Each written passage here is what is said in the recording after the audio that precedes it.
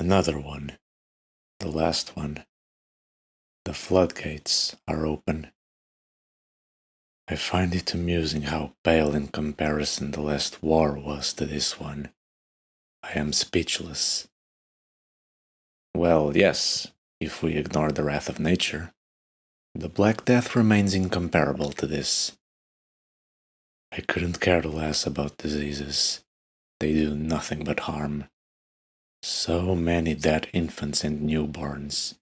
So much wasted potential.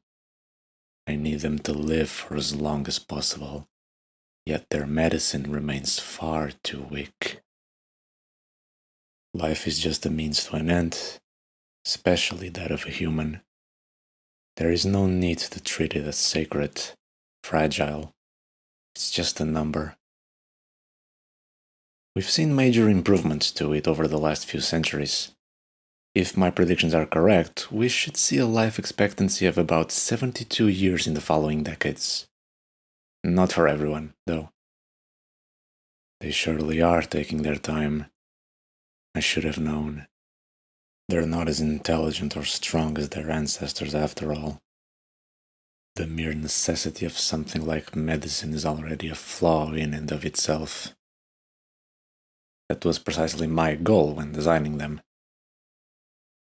Some moments pass, or minutes, or hours. Oh, how did it slip my mind? Where is our experiment? The creator asked. He's dying in that forsaken place. They're all closing in on him, aren't they? Such a dire position to be in. An idea sprouted in the master's mind, his head tilting sideways. It was the best asset we've ever had, the worst they've seen in these times. I must say, my expectations were far exceeded. I wish to thank him face to face. That is unexpected. Very well, if you wish to do so. Just make sure to avoid revealing yourself to anyone else. I know. It's been a long time since I stepped foot on Earth. I'll be back shortly. His body starts to fade away into darkness, a short laugh lingering in the creator's mind. I wonder how he'll go about this now. Viewer Bunker, April 30, 3:30 p.m., 1945. A modestly furnished study room, a sofa, a desk, and a few chairs. The ceiling is low, making for quite a claustrophobic setting. On the wood panel walls sit pictures and paintings displaying imagery such as hunting landscapes, portraits of historical figures, and German artists. A very elegant carpet also lays on the floor in front of the sofa, stepped on by dirty boots. A very small man lies on said sofa, a small dose of cyanide already coursing through his veins. His hand holds a Walther PPK pistol, his index finger gently sliding against the trigger up and down to no end. His wife is standing just behind the couch, hastily rummaging through a bag that sits on the desk. Despite the clarity of the room, there is only darkness to be seen, heard, and felt. The small man's gaze begins to race slightly, noticing a nightmare-inducing silhouette standing hunched over in the corner of the room. An extremely tall and ominous figure begins to form into existence in front of him. A sharp scream of terror leaves his mouth, his wife snapping her head in its direction, a scream leaving her mouth too as she drops a bottle of cyanide pills that scatter wildly on the floor. Despite the unthinkable horror beyond human comprehension they were about to witness, they didn't even attempt to flee. They've got nowhere else to go after all. No place where a barrage of bullets doesn't meet their bodies. The figure finally manifests into view, its eyes opening. What the small man and his wife took to the grave was a sight never before seen. Yet, its form evoked very clear imagery. The one fabrication of the human mind they could connect it to was Satan. Thus, it isn't appropriate. It's a he. A very tall and well-built humanoid, overwhelmingly so. His skin is composed of thick black scales like a dragon, large wings on his back with pointy spikes on both ends. The head is that of a goat, two big horns pointing upwards. His eyes were as white as heaven itself, an eerie contrast, emanating a light so strong it's almost blinding. There is no mouth, just a wide opening revealing a sharp set of teeth. He is so tall that the low ceiling forces him to be severely hunched over in this small enclosed space, his large hands possessing long and sharp claws for nails. It's genderless, despite having the obvious appearance of a male. His eyes menacingly locked on the small man, his expression that of arrogant superiority. Greetings. His voice sounded demonic, to say the least, deep and guttural. An English word left his mouth, one within the small vocabulary of the even smaller man. He coiled back on the sofa, gun laying in his hand to his right. He was too flabbergasted to use it, even on himself, the only correct call. What the hell are you? You're not real! You can't be! I'm already dead! His German rambling was quick to drain the being's patience, for he didn't even understand any of it. He swiftly points his arm at the man's wife, snapping his fingers. Without any sort of warning or build-up, her body immediately explodes into a fleshy pile of mush, like a blood balloon, splattering all across the room, painting it red. The only visible remains were her arms and legs. She wasn't even allowed any last words. Along with the explosion, a large and thick cloud of red smoke bursted out of her body, flowing rapidly inside the being's hand. Evil essence. The small man shouted in horror as he looked over the sofa behind him. For the first time in his life, his fierce voice was failing him, the sheer terror coursing through his body rendering him incapable of speaking coherently. There's no point in it, and he knows it. Whether this is real or not, the small man gives it a shot, literally, attempting to shoot himself to end this nightmare. But of course, it wasn't going to be that easy.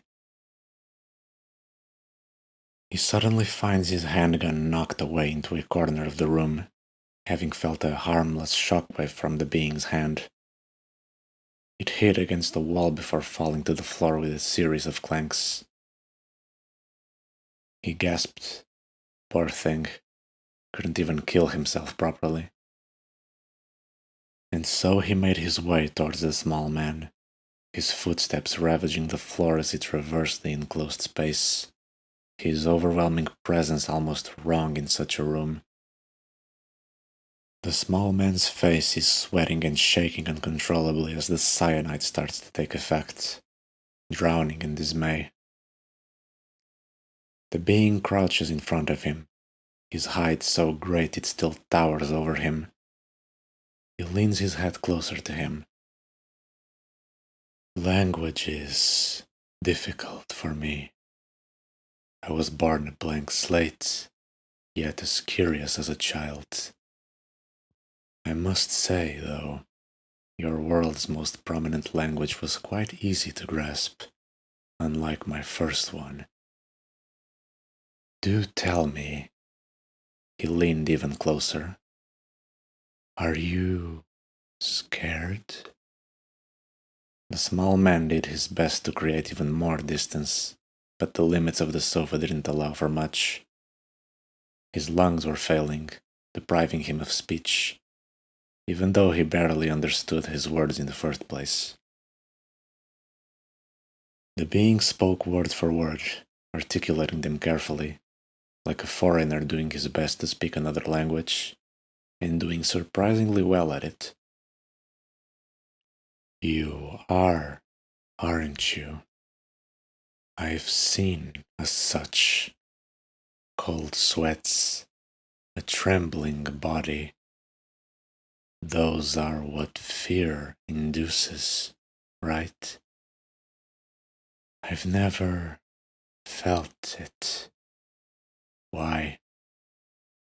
He blinked twice before glancing at his large hands.